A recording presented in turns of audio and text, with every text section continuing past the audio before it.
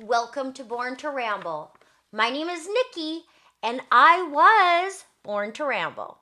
Today I have some exciting announcements for you, as per usual, and I even have a new segment called Adorable Things That My Son Says. So what did he say yesterday? He said, "Why does your lip gloss smell disgusting for a long time?" My podcast is about telling stories, and I wanted to talk to you about writing stories, storytelling, like verbal storytelling, the craft of writing, and I also wanted to read to you some of my favorite writers. But after I recorded an entire episode last week of me reading a short story by my favorite author, Augustin Burroughs, I was alerted that I'm not allowed to read other people's work. And I get it, like I'm basically giving away an audio recording for free. But I just thought it would be nice to share literature that I love. So anyway, live and learn. I always try to live by the motto, it's better to ask for forgiveness than permission, because a lot of times permission takes a lot of time. You have to jump through hoops and wait for people to read emails and give their approval. And it's a lot better to just forge ahead. You know what I'm saying? I don't want to waste too much time. I had to do away with that entire episode because I don't want to get in trouble. I would probably take my chances with some lesser known authors, or if the story was older, like perhaps it would be in the public domain, or I would just pretend I thought it was. But because I love and respect Augustin Burroughs so much, I really don't want to do anything that would be offensive or controversial. So I did away with that episode. However, I did clip it into shorts. So you'll find the shorts from the story that I read. So the story that I read was called Little Crucifixions.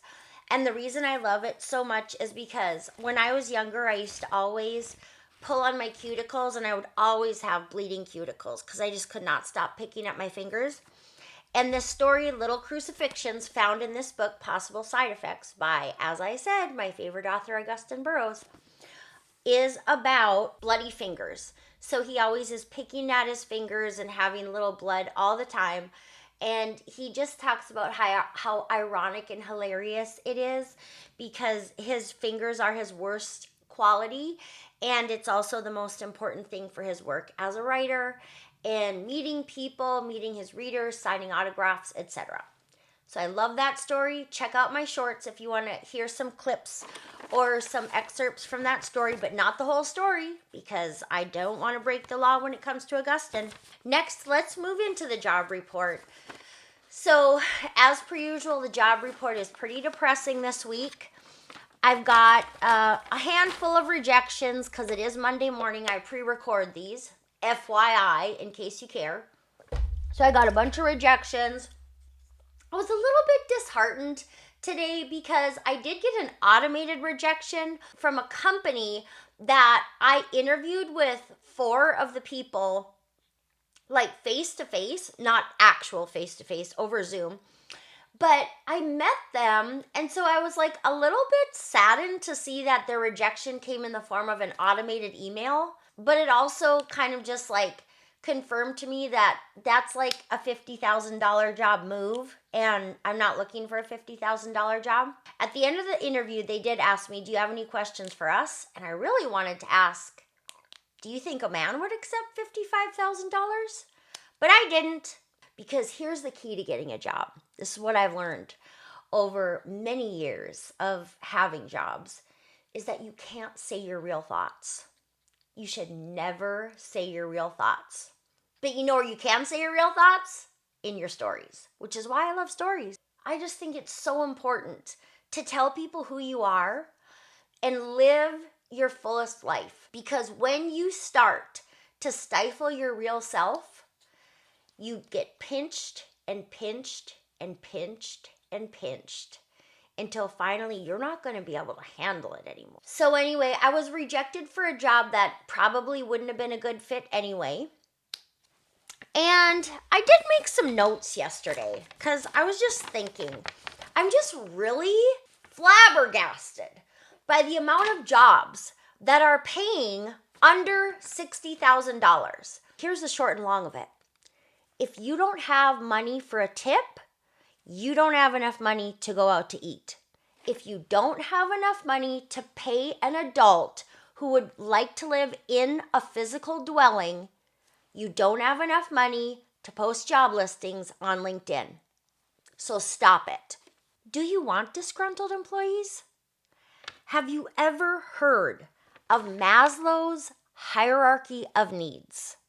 Financial stability is near the bottom of the pyramid. The most basic need to get out of survival mode is financial stability.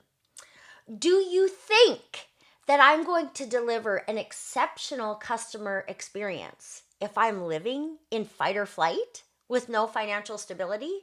I'm not even going to answer the question. I'm just going to let it simmer with you. I'm moving right into the perfect story today. A story that I wrote. It's an excerpt from my upcoming book, and this story is called My Robot Vacuum Drove Through a Pile of Shit and I Basically Had to Bury Her Alive. This is not a full story, it's just a scene. If you want to learn more about the difference between scene and setting, subscribe to my channel. Videos coming soon on craft of writing. The entire month of October, we're going to have craft of writing videos. So I'm very excited about that because I'll actually get to teach you something instead of just telling you stories. But I love telling you stories. Anyway, I digress. Let's move right into this story. Each morning, I got up, made a pregnancy shake, and started my robo vacuum before heading to my home office for work. Work was increasingly easy as I prepared to hand everything off to Dawn while I was out for maternity leave. I tried not to think too much about what would happen after the baby was born. I knew that eventually I'd need to talk to Derek about our arrangement, where the baby would live, how co-parenting would look between us. My friend Amy said that when she decided to split with her son's father, she just filled out some papers from the city website that outlined a custody agreement. No lawyers needed. She said you just fill out the papers and then take them to the court to make it official. Court. It made me sad to think of my poor baby already having to deal with court. He wasn't even outside my body yet, and already he could have been on Maury Povich and Judge Judy. I knew I couldn't ignore it forever. Derek and I weren't planning to raise the baby together, and I needed to have a plan. I went to the City of Mesa website and found the documents Amy had mentioned. A parenting plan. I scrolled through the PDF, but there were so many pages. I did not want to think about this. The baby was inside of me, safe inside of me, and I could protect us. But as soon as he came out, I had no idea what would happen. I might just float away and disappear without him inside of me, my anchor. It was a Monday, and I was supposed to be working. I returned to my work email and tried to put the parenting plan out of my mind. Emails were from clients, my boss, account managers, the CEO. I just wasn't in the mood. Maybe a walk around the block would help. I slipped my feet into a pair of flip-flops and headed toward the door. But I stopped dead in my tracks in the living room. Shit was everywhere. My RoboVac had been spinning shit circles. Caught in shit. She'd pivot, collect more shit, and turn again until an 8-foot circle of shit had smeared itself onto my tile floor. Pete! He'd been shitting outside his litter box since I moved it out of the spare room that was slowly turning into the nursery. For a while, I just stood there, frozen, not sure what to do. Then, knowing I had to stop it, I picked up the RoboVac. The wheels stopped spinning and it beeped, aware its work had been interrupted. The bottom brush and wheels were covered in shit. There was no way to clean it enough to ever use it again, so I threw it in the trash and grabbed paper towels to start cleaning the shit circle. My chest tightened with the feeling that I needed to cry, but I wasn't quite there yet. I couldn't force it. Anywhere but here, I thought. I need to be anywhere but here. My throat was closing. Everything was closing in on me. Terrible thoughts came at me in rapid succession. Shit, shit, shit. Parenting plan, emails, no one to help me. No one ever helps me. I might not be able to do this. This might be the thing that is too much for me. I felt myself shutting down, but I couldn't. I had to clean up the shit. The pleasant female voice of the RoboVac from the trash called out to me, "Please return to charging station. Please return to charging station." Even she wanted something from me. And I sympathized. She was covered in shit, in the trash, And just an hour ago, she had served with great purpose. She wanted one thing: to return to charging station, her home, her station. She asked one thing of me, and I couldn't help her. An image of myself at 25 entered my mind. I'd been living in state housing apartments, and after early morning working in the hospital kitchen, followed by an evening at writing class at the university, I was so tired that I couldn't bring myself to drive home and climb the 55 stairs to my apartment. So instead, I stayed in the student union playing word games on the computer until midnight. Finally, when the computer lab was empty, save for me, a few nerds, and the student supervisor, I made myself go home, dragged myself up all 55 stairs, and walked into my 300 square foot apartment, where my only window looked out onto a brick wall across the alley. I turned on the oven, set it to 400 degrees, and opened the door. No, I didn't put my head inside. This isn't a Sylvia Plath story. I lay on the kitchen floor and put my icy cold feet on the oven door to warm up. The floor, the uneven linoleum, didn't make for a great resting place, but neither did any of my furniture. A love seat from my grandma's house that was decorative only, and a footstool I used as a dining room table and a computer desk.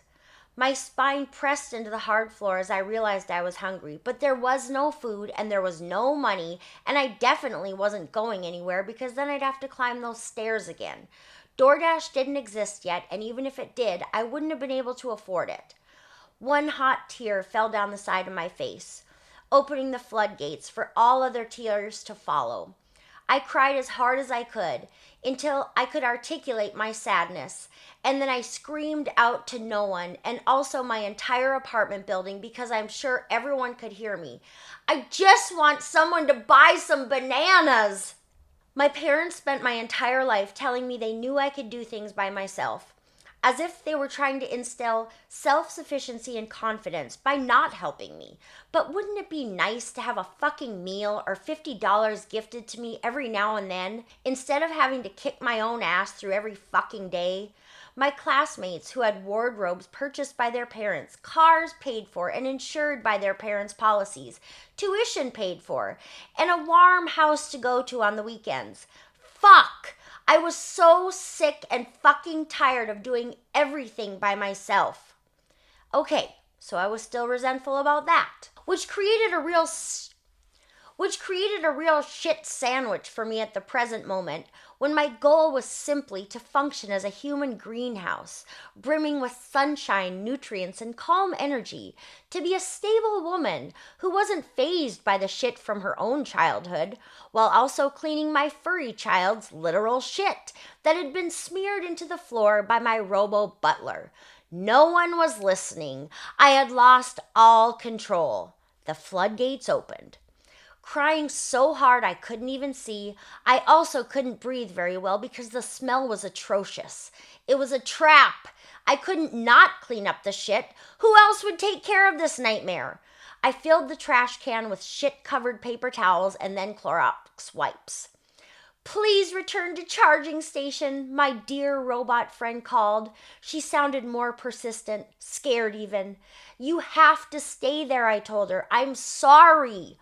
Pete came from the back bedroom, the baby's bedroom, and squinted at me.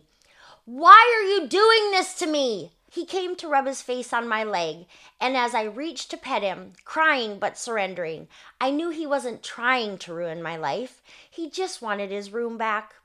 He stretched his face close to mine and purred. Pete needed me. The robot needed me. I was supposed to be working. I should not be losing my shit, nor stressing the baby. This was all too much. The trash was full, so I tied the bag and brought it outside to the big garbage bin on the side of my house. I opened all the windows to air out the kitchen and living room. It smelled like bleach, but the smell of cat shit lingered along with the smell of chlorine. Through the kitchen window, I heard, "Please return to charging station," and started crying all over again. I couldn't take it. I went back outside to retrieve the trash bag and then put it in my car. I drove to a Circle K down the road, crying the whole way there as she called to me from the back, "Please return to charging station." The dumpster behind Circle K was not visible from the road, thankfully, so no one would see me as I grabbed the trash from the back of my car and heaved it on top of the other trash. I felt like a girl leaving the prom to put her baby in a dumpster. I think that's the perfect story for today. But you know what? Honestly, I think all these jobs that I'm not getting is just probably for the best, because maybe they wouldn't be the best job for me. They probably wouldn't allow me the time I need to spend time with my son and do my creative pursuits. And I guess I'm going to ask you one more time before we close this podcast. Do you think a man would accept $55,000? Thank you so much for listening to my story today. I hope you'll come again next week. I don't know what I'm talking about next week, but I do know that the entire month of October is going to be Craft of Writing. So I hope you'll like and subscribe, because I don't want you to miss those episodes. They're going to be really good. If you're a writer, I hope you're writing. And if you're a storyteller, I hope you're telling stories. And if you just love stories, I hope you keep listening to Born to Ramble.